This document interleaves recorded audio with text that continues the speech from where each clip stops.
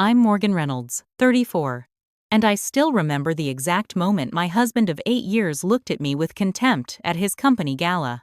"You just don't fit in with these people, Morgan," Richard whispered harshly, pulling me aside after I'd apparently embarrassed him by mentioning my working-class background to his investors. "Maybe you should go home."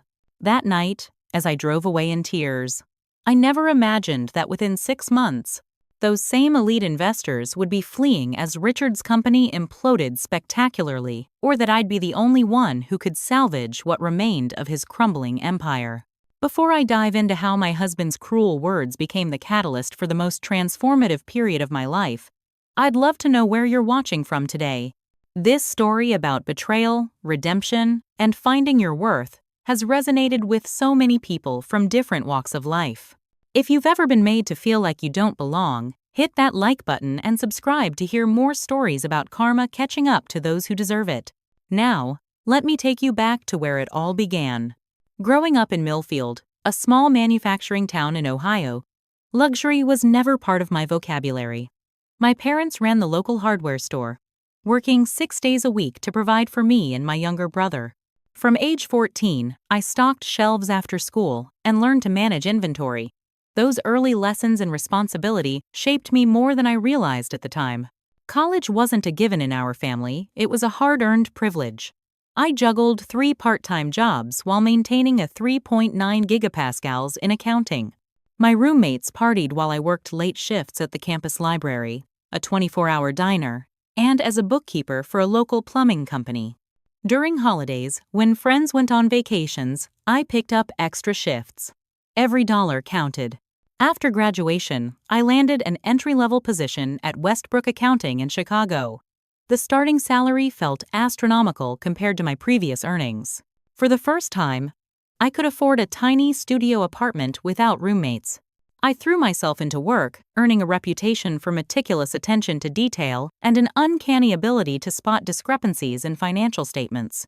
That talent led to my assignment on the audit team for Harrington Capital Investments, a rising star in the Chicago financial scene.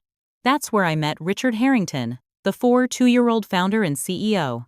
He had the confident swagger that comes from old money and elite education, though I would later learn his background wasn't quite what he portrayed. Our first interaction was brief but memorable. I'd flagged several inconsistencies in one of their subsidiary reports. Instead of being defensive, Richard seemed impressed. "Most auditors just check boxes," he said. "You actually think." 2 days later, he requested me specifically for a follow-up meeting. By the end of that meeting, he'd asked me to dinner. Dating Richard was like stepping into a different dimension.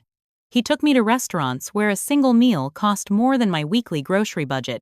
Weekend getaways to New York. Surprising me with a designer dress just because. It was intoxicating, not just the luxury, but his focused attention. When Richard Harrington looked at you, really looked at you, you felt like the most important person in the universe. 8 months later, he proposed at the top of the Eiffel Tower during a spontaneous trip to Paris. The diamond was flawless, enormous. "You're different from anyone I've ever met," he said. Real. Authentic. How ironic those words would become. After the wedding, a lavish affair I had little say in planning, Richard suggested I quit my job. "My wife shouldn't have to work," he insisted. "Besides, I need you at events, fundraisers. Building social connections is crucial in my business." I hesitated, proud of my career progression. But his argument seemed reasonable. His schedule was demanding. And if my presence could help his business succeed, wasn't that a partnership in its own way? So I resigned, with promises to myself to return to accounting someday. Richard was pleased, buying me a new wardrobe to match our lifestyle. That was the first subtle sign, the implication that who I was needed upgrading. As Richard's business expanded aggressively into tech investments, so did our social calendar. Suddenly, I was expected to host dinner parties for venture capitalists, attend charity galas, and make conversation with people who casually mentioned their second homes in Aspen or the Hamptons. I threw myself into being the perfect corporate wife, studying wine regions and contemporary artists so I wouldn't embarrass Richard. But no matter how much I learned, there remained an invisible barrier. His friends spoke in shorthand references to private schools I hadn't attended and vacation spots I'd never seen before meeting him. Richard's behavior began to shift, too. He stayed at the office later. Our conversations became briefer.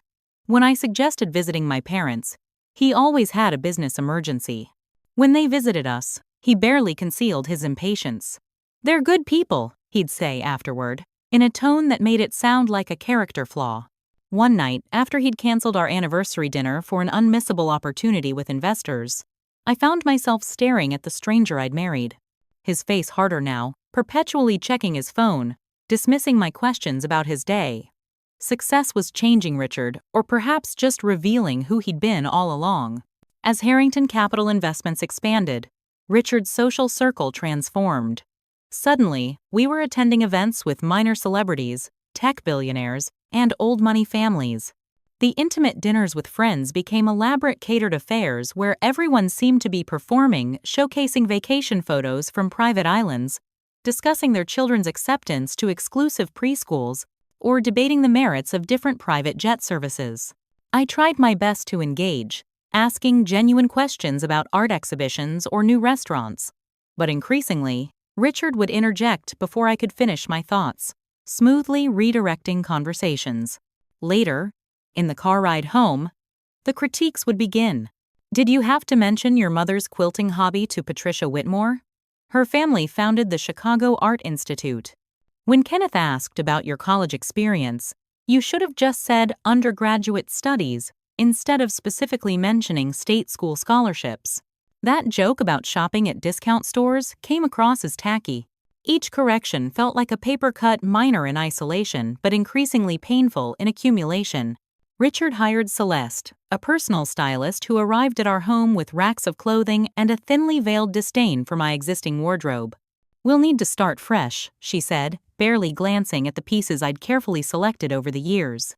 My comfortable sweaters and practical shoes disappeared, replaced by uncomfortable designer items that never felt like mine. At a holiday party hosted by Richard's college friend Bradford, the wives gathered in a sitting room while the men discussed business elsewhere. The conversation turned to their charitable foundations. "We're focusing on arts education this year," said Eliza Thornton, whose husband ran a hedge fund. "The foundation is donating $5 million to youth orchestras."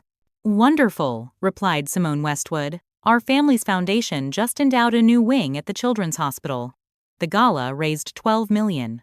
When they turned to me, I spoke honestly. "I've been volunteering at the community center in Southside. They need basic supplies, and many of the kids just want someone to read with them or help with homework." The silence was deafening. Finally, Eliza smiled tightly. "How hands-on of you." Later, Richard was furious. "These people fund major institutions. They don't tutor disadvantaged kids themselves. It makes us look small-time." "But I'm actually helping people directly," I argued. "That's not the point," he snapped. "Perception matters. Tomorrow, we're setting up the Harrington Foundation. You'll be the figurehead. Hire people to do the actual work." I continued volunteering secretly, finding genuine fulfillment in those hours away from Richard's world. There, nobody cared about my clothes or which fork I used. Progress was measured in a child's improved reading scores, or a teenager getting accepted to college. The community center became my sanctuary, but it also highlighted the growing chasm in my marriage. Richard's world increasingly felt like an elaborate performance, everyone silently competing while pretending not to notice the competition. During this time, I developed an unexpected friendship with Diane Fletcher, Richard's executive assistant. She initially reached out to coordinate schedules but soon began offering subtle warnings. "Mrs. Harrington, the Collins dinner was moved to their yacht. You might want waterproof mascara. Amanda Collins always makes sure everyone goes swimming regardless of whether they brought swimwear." Small kindnesses that saved me from countless humiliations. Unlike the social circle wives, Diane's advice never felt judgmental. One afternoon, while waiting for Richard in his office lobby, Diane pulled me aside. "The investors are getting restless," she whispered. "Just be careful." Before I could ask what she meant, Richard appeared, immediately questioning why I was speaking with his assistant. The intensity of his reaction seemed disproportionate. As months passed, I noticed concerning patterns. Richard's associates frequently mentioned guaranteed returns and exclusive investment opportunities. Their lifestyles seemed to escalate: constantly bigger houses, more extravagant vacations, increasingly lavish gifts. The competition was palpable. I recalled my accounting training. Truly exceptional investment returns were rare and never guaranteed. Something felt off, but whenever I attempted to discuss business with Richard, he dismissed me. "The financial world has evolved since your auditing days," he'd say. "What we're doing is revolutionary." I couldn't have known then how hollow those words would prove to be, or how soon his revolution would come crashing down. The annual Harrington Capital Investments Gala represented everything Richard had built: a showcase of success, influence, and exclusivity. Each year grew more elaborate, with this year's event held at the Chicago Museum of Contemporary Art, completely rented out for the evening. I spent weeks preparing. The dress alone cost more than my first car, a midnight blue Valentino with subtle beading that caught the light as I moved. I scheduled hair, makeup, and even worked with a posture coach Richard insisted on hiring. "Investment is about confidence," he explained. "If they believe in me, they believe in the company." The night of the gala, Richard actually seemed pleased as I descended our staircase. "You look worthy of the Harrington name tonight," he said, adjusting his cufflinks, a compliment wrapped in an implicit criticism that I typically wasn't. Still, I clung to the positive. Maybe tonight would bridge the growing distance between us. Upon arrival, Richard was immediately surrounded by investors and business associates. I circulated as I'd learned to do, making appropriate small talk about the museum's collection, asking after children and vacation homes. For once, I felt I was navigating his world successfully. During dinner, I was seated beside Lawrence Kensington, one of Richard's newest and wealthiest investors. The conversation flowed surprisingly easily as we discussed travel and architecture. He mentioned renovating a historic property. "That sounds fascinating," I said genuinely. "My parents owned a hardware store, and I grew up loving the smell of fresh-cut wood and learning about different restoration techniques from the contractors who shopped there." Lawrence seemed interested, asking thoughtful questions about small-town business operations. I was mid-sentence when I felt Richard's hand clamp around my upper arm. "Excuse us, Lawrence," he said with a tight smile. "I need to borrow my wife for a moment." He pulled me into an empty exhibition room, his fingers digging painfully into my arm. His face had transformed into something I barely recognized, flushed with anger, jaw clenched. "What the hell do you think you're doing? Rambling about hardware stores to Lawrence Kensington? He manages a $7 billion family office." "We were having a nice conversation," I defended myself. He was interested. He was being polite, Richard hissed. "You just don't fit in with these people, Morgan. Maybe you should go home." The words hit like physical blows. 8 years of marriage, of trying to belong in his world, dismissed in a single sentence. "These people are investing millions based partly on their impression of me, of us," he continued. "I've worked too hard to let anything jeopardize that. Anything. That's what I'd become. A potential liability. If you want me to leave, I'll leave," I said, my voice surprisingly steady despite the tears threatening to spill. "Take the Audi," he replied, already straightening his tie, preparing to return to his guests. "I'll be home late. We'll talk tomorrow." The drive home remains a blur in my memory, tears streaming down my face as I navigated Chicago's streets in a designer gown, the beautiful museum lights fading in my rearview mirror. At home, I sat in our cavernous living room until 3 a.m., waiting for Richard to return. He never did. No call, no text. Just silence. When he finally appeared the next afternoon, he offered what passed for an apology in Richard's world. "I may have overreacted, but you need to understand what's at stake. I've worked too hard to let anything jeopardize my reputation." "Not our reputation. My reputation. Perhaps it's better if you don't attend business functions for a while," he suggested, as though offering a compromise.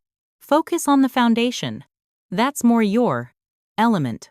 I nodded mutely, too exhausted to argue. Something fundamental had broken between us, revealing a truth I'd been avoiding for years. In Richard's eyes, I would never be good enough. I would always be the hardware store girl playing dress-up in his world. That evening, after Richard left for an emergency client dinner, I wandered into his home office, a room I rarely entered. His computer screen glowed, still unlocked. Spreadsheets and documents remained open. I wasn't snooping intentionally, but numbers had always caught my attention. And these numbers didn't make sense. Reported returns that didn't match actual asset valuations. Withdrawals from newer investor accounts seemingly used to pay earlier investors. Massive personal expenditures categorized as business expenses. My accounting background set off immediate alarms. What I was looking at resembled a classic financial fraud structure. But surely Richard couldn't be involved in something like that. There had to be an explanation. I closed the laptop, disturbed but uncertain. That night marked the beginning of my awakening not just to the truth about Richard's business, but to the painful reality of our marriage. The financial documents I glimpsed in Richard's office haunted me. Years of accounting, training, and experience screamed that something was fundamentally wrong with Harrington Capital's numbers. The returns were too consistent, too perfect in a volatile market. The cash flow patterns resembled something I'd studied in a financial fraud seminar, new investments flowing directly to earlier investors rather than into actual assets. I needed to be strategic. Richard had grown increasingly suspicious of my questions, so direct confrontation would only lead to more lies. Instead, I began gathering information carefully. First, I reconnected with my former accounting colleague, Teresa, under the guise of a casual lunch. Without mentioning specifics, I posed theoretical questions about investment structures. If a firm consistently shows 20% returns regardless of market conditions, what would you look for in their financials? I asked casually.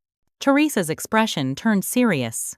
Consistent above-market returns are a major red flag. Bernie Madoff showed impossibly steady returns for years. I'd check if the actual assets match reported values and verify cash flows aren't just circulating from new investors to old ones. Her words confirmed my fears. I needed more evidence. I began noting Richard's schedule patterns, identifying times when I could access his home office uninterrupted. During these windows, I photographed documents, downloaded financial statements, and tracked the flow of investor funds through various accounts. A chance encounter provided another puzzle piece. While picking up dry cleaning, I literally bumped into Diane, Richard's executive assistant. "Morgan," she seemed flustered. "I thought you'd be at the charity luncheon." "It was canceled," I replied, noting her nervous expression. "Is everything okay, Diane?" After some hesitation, she spoke in a low voice. "The office atmosphere is tense. Mr. Harrington has been having closed-door meetings with the financial team. There was shouting yesterday." She glanced around. "The investment division staff has been updating their resumes." I probably shouldn't say more. This coincided with changes in Richard's behavior at home. He'd started drinking heavily, something he'd always avoided previously. He took mysterious phone calls in the middle of the night, speaking in hushed, angry tones. His mood swings became unpredictable, alternating between manic enthusiasm and dark despair. One evening, Richard mentioned a routine investor meeting at Morton's Steakhouse. Something in his overly casual tone raised suspicions. After he left, I made an impulsive decision to follow him. Parking across from the restaurant, I watched as Richard greeted not the small group he'd mentioned, but nearly 20 agitated-looking individuals. Through the window, I could see the meeting was anything but routine. People were gesturing forcefully. One man repeatedly jabbed his finger against the table. Another threw papers across the table. Richard's usual confident posture was replaced by a defensive stance. When he returned home hours later, reeking of scotch, I carefully asked about the meeting. "Fine. Routine. Everything's on track for another record quarter," he slurred, avoiding eye contact. "The stock market had its worst week in 2 years," I noted. "How are you maintaining returns?" His head snapped up, eyes narrowing. "Since when do you follow the markets?" "I still read the financial news," I said calmly. "Well, that's why Harrington Capital is special," he snapped. "We succeed where others fail. Our investment strategy is beyond what your community college accounting courses could comprehend." I let the deliberate insult slide. I'd attended State University on scholarship, Not community college, though either would have been perfectly respectable. Richard knew this, but increasingly rewrote my history to justify his condescension. His outburst confirmed what I suspected. Richard was hiding something significant, and it involved the company's financial performance. Over the next weeks, I pieced together the disturbing truth. Harrington Capital had started legitimately enough, making some successful early investments in tech startups.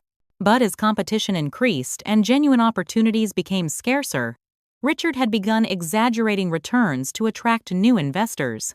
Eventually, the actual investments couldn't possibly generate the promised returns, creating a widening gap between reports and reality. Rather than admitting losses, Richard began using new investor money to pay earlier investors their guaranteed returns while siphoning millions into offshore accounts. Classic Ponzi scheme behavior, becoming increasingly unstable as more money was needed to maintain the illusion. My most shocking discovery came when I found documentation of our personal finances. Our seemingly unlimited lifestyle was built on fraud. Our homes, cars, even my expensive wardrobe, all purchased with misappropriated investor funds labeled as business expenses or management fees. I was legally implicated through joint accounts and assets purchased with tainted money, despite my ignorance of their source. The moral dilemma weighed heavily. Reporting what I knew would likely send Richard to prison and financially devastate us. Staying silent made me complicit as more unsuspecting investors were drawn into the scheme. When I carefully raised concerns about the company's investment approach, Richard exploded. "You think you understand high finance because you once balanced checkbooks for plumbers?" he shouted. "This is why you don't belong in my world. You're not smart enough to understand what we're building." His words stung, but also strengthened my resolve. I might not have his Harvard MBA, but I recognized fraud. I began secretly copying documents, creating a comprehensive record of the deception, and storing it in a secure location outside our home. The final confirmation came when I discovered Richard had created hidden personal accounts in the Cayman Islands. Even as he risked investors' life savings, he was preparing his own escape route. And I noticed something else: the accounts were in his name only. There would be no lifeline for me when it all collapsed. I'd seen enough. Richard wasn't just deceiving investors. He had deceived me from the beginning. The man I married, the man who once made me feel special and valued, was a carefully constructed fiction. Just like his financial empire, as I stared at the documents spread across the hotel room I'd rented under my maiden name, a notification popped up on my phone. A news alert about unusual trading patterns at Harrington Capital Investments. The collapse was beginning. If you've ever had that gut feeling that something isn't right but doubted yourself because someone told you that you weren't smart enough to understand, drop a comment below. I spent months gathering evidence while battling my own self-doubt, and I know how isolating that can feel. In the next part, I'll share how Richard's perfect facade finally crumbled completely. And trust me, you won't want to miss what happened next. The first public indication that Harrington Capital was in trouble came from an unexpected source, a financial blog specializing in investment analysis.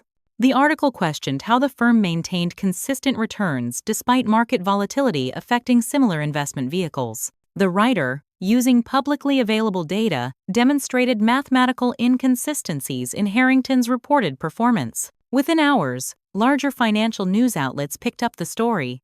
By afternoon, Richard was giving hastily arranged interviews, dismissing the concerns as amateur analysis and fundamental misunderstandings of our proprietary trading methodology. But the market abhors uncertainty. The initial ripple of doubt quickly became a wave. Major investors began requesting meetings and demanding to see detailed financial records. Some asked for immediate redemption of their investments, exactly what a Ponzi scheme cannot survive. Richard's behavior at home transformed. The controlled, calculating businessman was replaced by someone frantic and unpredictable. He began drinking heavily at all hours, alternating between rage, desperate optimism, and despair. "This is a temporary liquidity issue," he insisted one moment. "Once we get through this quarter, everything stabilizes." Hours later, he'd collapse into our sofa, tumbler of scotch in hand. "It's all coming apart. Everything I've built." I maintained a careful facade of supportive wife while documenting everything. My secret hotel room had become a makeshift investigation headquarters, with financial records, timelines, and recordings of Richard's increasingly incriminating statements. One particularly bad evening, Richard stumbled home at 2 a.m., drenched from the rain, having apparently walked some distance. "Lawrence pulled out $70 million today," he slurred. $70 million. "Can the company handle that withdrawal?" I asked carefully. Richard laughed, a hollow, frightening sound. "Handle it? There's nothing to handle. It's gone. It's all gone." "What do you mean, gone?" "The money. There's no $70 million to give back to Lawrence because it's already been paid out to other investors. Or spent." He gestured wildly around our luxury penthouse. "What about our personal savings?" I asked, though I already knew the answer from my investigation. "What savings?" he snapped. "Everything we have is tied to the company, and it's all built on sand." His expression darkened. "This is bad luck." Things were turning around before that blogger started asking questions. "This isn't about luck, Richard," I said quietly. "What would you know?" he snarled. "If you'd been a better corporate wife, more sophisticated, more impressive to the investors, maybe they would have stayed loyal." "They're not leaving because of me," I replied. "They're leaving because the numbers don't add up." His hand slammed down on our marble countertop. "You think you're so clever with your basic accounting knowledge. This is your fault. You brought working-class bad luck into my life. Before you, everything I touched turned to gold." The accusation was so absurd I almost laughed, which only enraged him further. Richard had never been physically violent, but that night, as he towered over me screaming about loyalty and betrayal, I feared what he might do. I locked myself in the guest bedroom, listening to him destroy items in the living room. The next morning brought news that the Securities and Exchange Commission had opened a formal investigation into Harrington Capital. Trading of the company's public subsidiary was halted. Richard's carefully cultivated network of elite friends suddenly became unreachable. Calls went unreturned. Dinner invitations were rescinded due to scheduling conflicts. With remarkable speed, the same social circle that had judged me unworthy now pretended they barely knew Richard. The few who did speak with him did so through attorneys. As the SEC investigation intensified, Richard made a desperate, final attempt to salvage himself, if not the company. He asked me to sign affidavits stating I had handled certain financial documents and attended key meetings, essentially setting me up to take partial blame. "It's just a formality," he insisted. "With your clean record, you'd get a slap on the wrist. I'm facing serious charges unless we spread the liability." "You want me to confess to crimes I didn't commit?" I asked incredulously. "I want you to support your husband," he shouted. "That's what a wife does." "A husband doesn't sacrifice his wife to save himself," I replied. "That's not what a husband does." His expression turned cold. "If you don't sign these, I'll make sure you have nothing when this is over. I'll divorce you and tell everyone you were in on it from the beginning." The threat confirmed what I needed to know. Richard would sacrifice anyone, including me, to save himself. Any lingering loyalty I felt evaporated in that moment. "I need time to think," I said, buying time. That night, I copied the last crucial documents I needed and secured them off-site. 2 days later, I returned from a grocery run to find an empty safe, missing luggage, and no Richard. He had disappeared without a word, taking our remaining liquid assets and whatever valuables he could carry. Within hours, FBI agents arrived at our door with a search warrant. Though terrifying, I was somewhat prepared for this moment. "Mrs. Harrington, we need to ask you some questions about your husband's business activities," the lead agent said. "So do I," I replied. "And I have information that might help you find answers." That decision to cooperate fully rather than protect the man who had already abandoned me would prove crucial in the months ahead, though I couldn't have imagined just how important it would become. The day after Richard disappeared, I awoke to camera flashes outside our building. Overnight, the Harrington Capital fraud had become national news, with estimates of investor losses exceeding $300 million. News vans lined the street. Reporters shouted questions whenever I appeared near a window. "Mrs. Harrington, did you know about the fraud? Where is Richard Harrington? How much money did you hide offshore?" I was trapped in our penthouse, afraid to venture out. My phone exploded with messages, some expressing concern, others spewing vitriol, assuming my complicity. The most painful messages came from Richard's social circle people who had dined in our home, accepted our gifts, and now publicly distanced themselves. Veronica Mills, who had often criticized my fashion choices, gave an interview calling me calculating and suggesting I had always seemed secretive. Bradford Thompson, Richard's supposed best friend, told reporters he had always had reservations about Morgan's influence on Richard's business decisions. The narrative was forming. The working-class wife must have corrupted the brilliant financier. When my parents arrived from Ohio, their practical support was my first lifeline. Mom took one look at my hollow-eyed exhaustion and took charge. Dad handled the reporters with firm but polite dismissals. Their presence grounded me, reminding me who I was before becoming Mrs. Richard Harrington. "You didn't do anything wrong, Morgan," Mom insisted as we sat in the kitchen, avoiding windows. "And you're still the smart, capable girl who put herself through college. That doesn't disappear because of what he did." The FBI interview was grueling but clarifying. I provided everything I had, gathered documents, recordings, timelines, and walked them through Richard's financial manipulation. Their surprise at my preparation was evident. "Most spouses claim total ignorance," one agent remarked. "You've done half our investigation for us."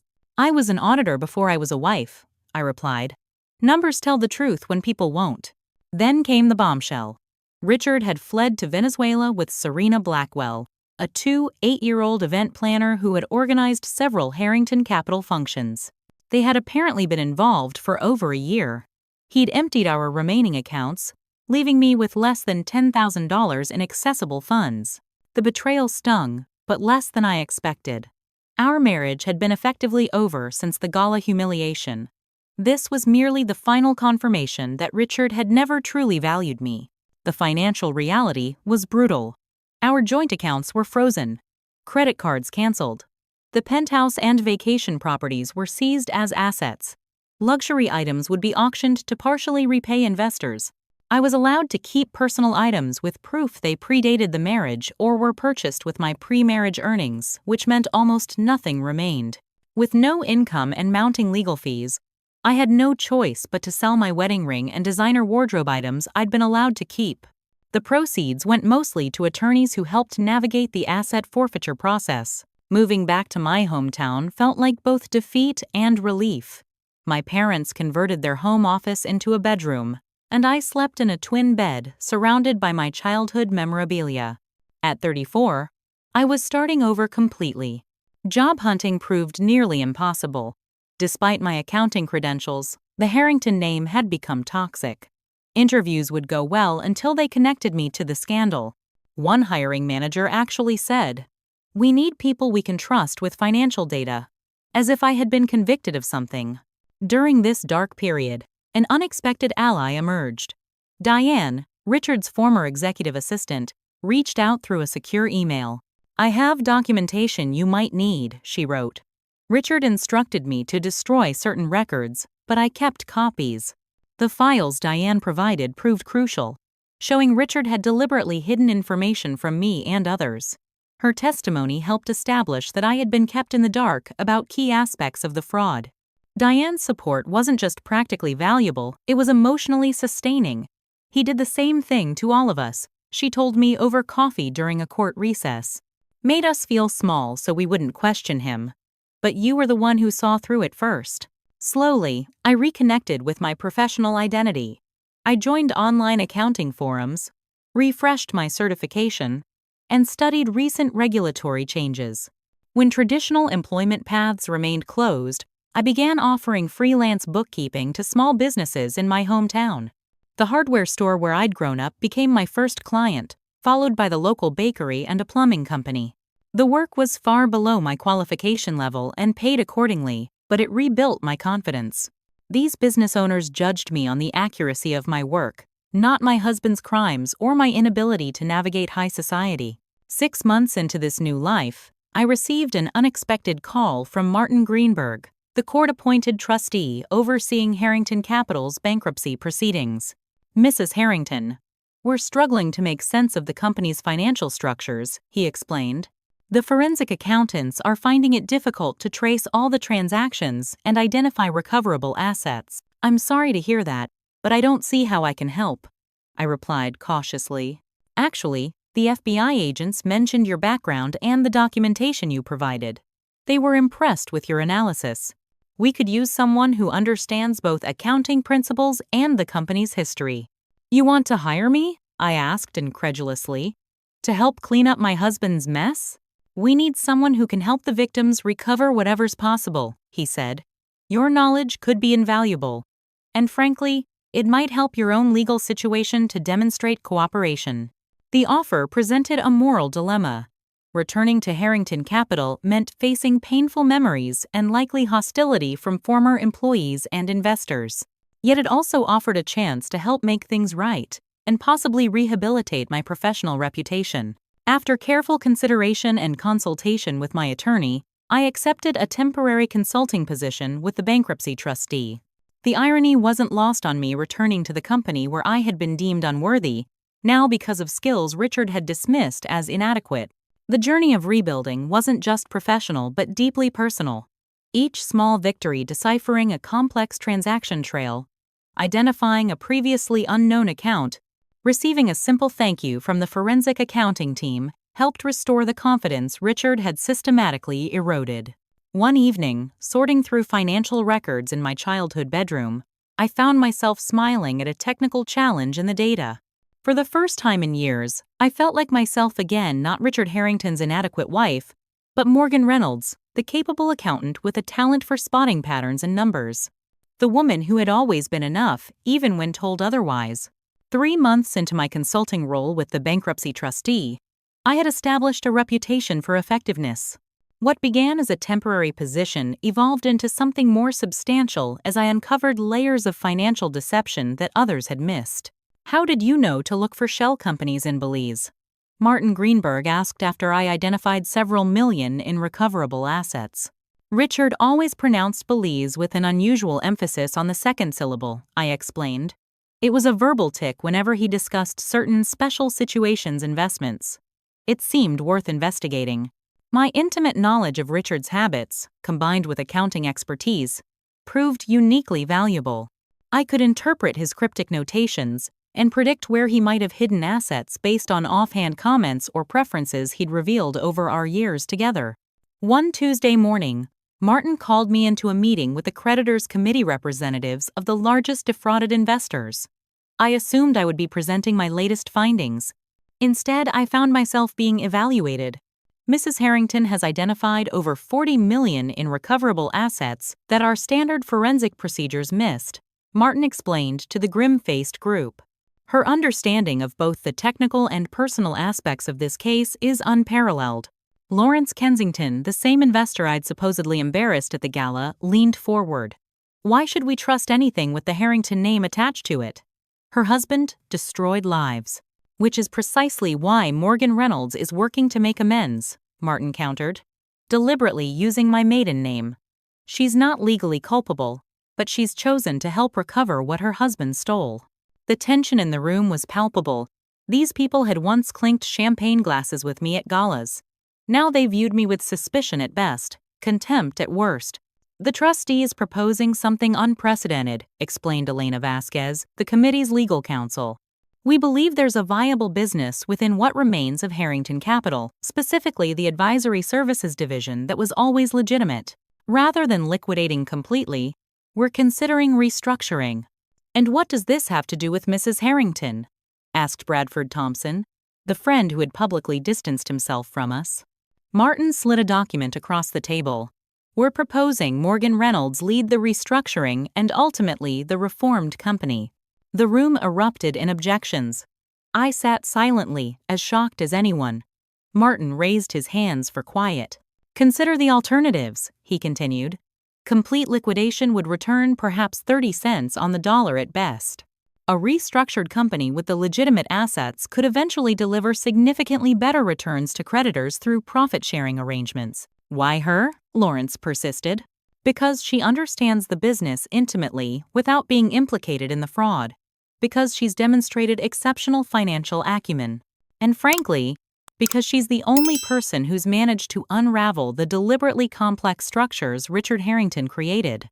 The discussion continued for hours, with the committee raising valid concerns about optics, experience, and trust. I finally spoke up. I understand your hesitation. You have every right to it. But consider this. No one has more motivation to make this right than I do. My name, my reputation, my future are all tied to the outcome. I can't undo what Richard did, but I can help mitigate the damage. After the committee adjourned to deliberate privately, Martin explained his reasoning. The legitimate parts of Harrington Capital were always sound. Richard just couldn't be satisfied with normal returns. With your accounting background and insider knowledge, you're uniquely positioned to salvage value. When the committee reconvened, they presented conditions. I would need to work under strict oversight initially. My compensation would be modest and largely tied to recovery success. The Harrington name would be removed entirely from the company. And, Lawrence added, you'll need to testify against your husband when he's eventually found and extradited. I've already agreed to that, I confirmed. I want justice for his victims as much as anyone in this room. The following weeks were a whirlwind of activity. I assembled a small team of former Harrington employees who had been uninvolved in the fraud. We worked 18-hour days analyzing the remaining legitimate assets and developing a restructuring plan. The biggest challenge wasn't financial but perceptual. Potential clients and partners were understandably wary of any business connected to the Harrington scandal. I found myself repeatedly explaining my role to skeptical audiences. During one particularly tense presentation to a potential banking partner, a vice president interrupted me. With all due respect, Miss Reynolds, why should we believe you weren't complicit? You enjoyed the fruits of the fraud for years. Rather than becoming defensive, I acknowledged the reality. You're right that I benefited unknowingly from my husband's crimes. That's why I've forfeited everything from those years, the homes, the cars, the lifestyle. I'm not asking for trust based on words, but on actions. Judge me on the transparency and ethics of how we're rebuilding. Gradually, through persistent effort and rigorous adherence to ethical standards, we rebuilt credibility. Each recovered asset, each untangled financial web, each transparent report to creditors strengthened our position. 4 months into the restructuring, I made a breakthrough discovery.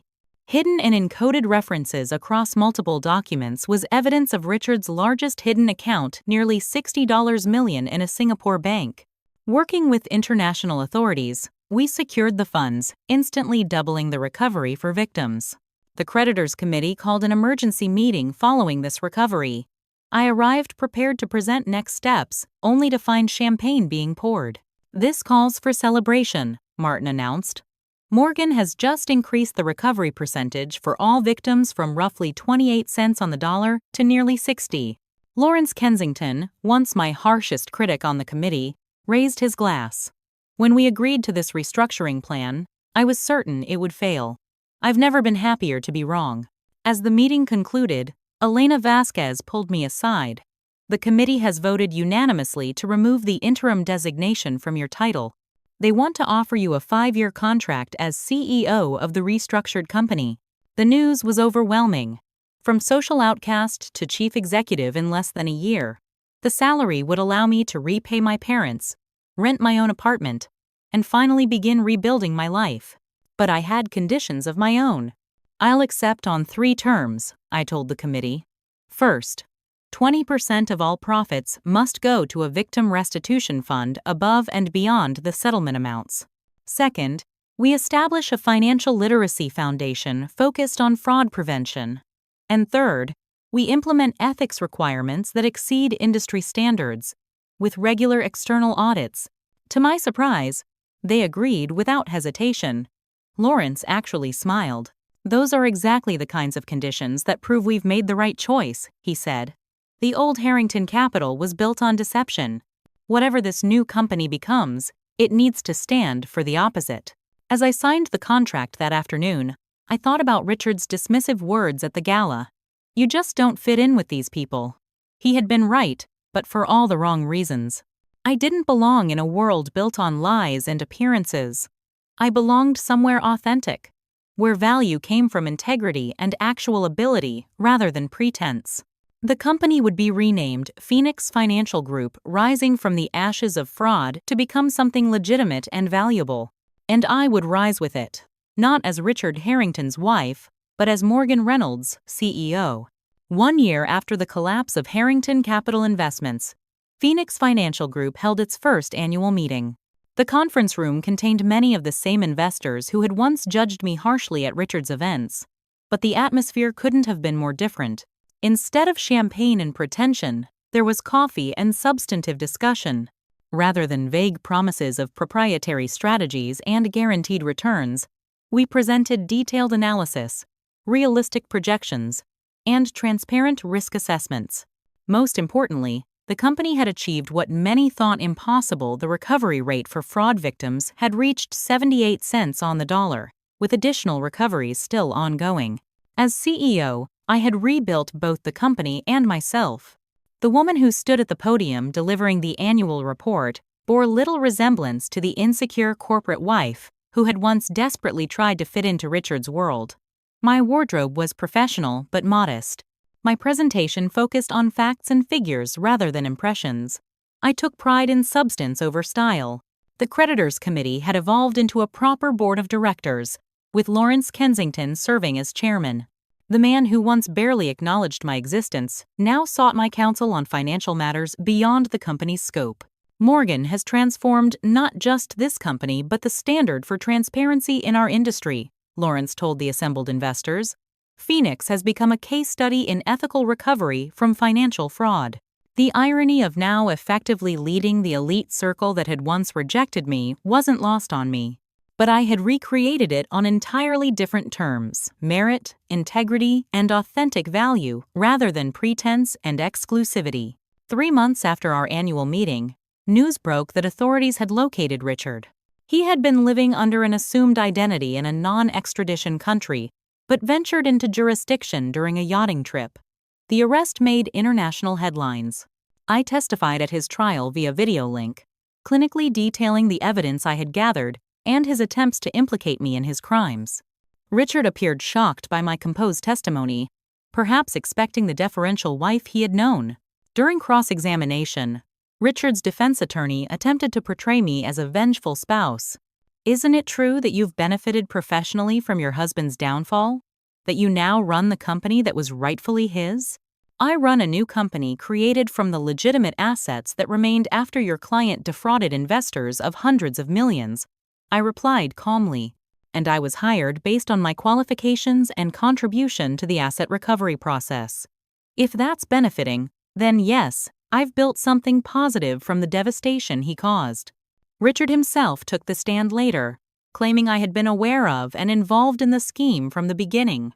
His fabrications were easily disproven by documentation and witness testimony, including Diane's crucial evidence showing he had deliberately concealed information from me. The jury needed only 4 hours to return a guilty verdict on all counts. Richard received a 22-year sentence. As I exited the courthouse after the verdict, a familiar voice called my name. Turning, I saw Veronica Mills, one of the social circle wives who had been particularly cruel in her public comments about me after Richard's disappearance. "Morgan, darling," she cooed, air kissing near my cheeks, as if we were still friends. "We simply must catch up. Everyone is talking about what you've accomplished with Phoenix. I'm hosting a dinner next week for some interesting investors. You should absolutely join us." I regarded her carefully, noting the calculation behind her smile. A year ago, such an invitation would have seemed like validation. Now it merely highlighted how meaningless that world had always been. "Thank you, Veronica, but I'm quite selective about my social engagements these days," I replied. "I prefer to spend time with people who value integrity over influence." Her smile froze as the implication registered. Without waiting for her response, I continued to my car where Diane waited. After providing crucial evidence, she had become Phoenix's chief compliance officer, transforming her assistant role into a leadership position. "Was that Veronica Mills trying to social climb her way back into your life?" she asked with a knowing smile. "Some people only recognize value when it's validated by others." I replied. I've learned to recognize it for myself. Phoenix Financial continued to grow under principles diametrically opposed to Richard's approach. We built a diverse leadership team, valuing varied backgrounds and perspectives. Our hiring practices emphasized character and capability over credentials and connections. The financial literacy foundation we established provided free education to communities typically excluded from investment knowledge. 6 months after Richard's conviction, I visited my parents' hardware store during a trip home. Dad was showing a young contractor how to properly install crown molding, while Mom calculated a discount for a longtime customer. Their work had dignity and purpose, something I had temporarily forgotten during my years with Richard. The business degree finally paying off? Dad joked as he joined me at the counter, nodding toward the Wall Street Journal article featuring Phoenix's innovative victim restitution program. The hardware store experience is what really prepared me, I replied sincerely. You taught me that business is about honest value and treating people right. I just needed to remember that. At our second annual meeting, I introduced a new employee to the board, a young woman with an accounting degree from a state university, similar to my own background. Her analytical skills were exceptional, though her wardrobe was off the rack and her accent distinctly Midwestern.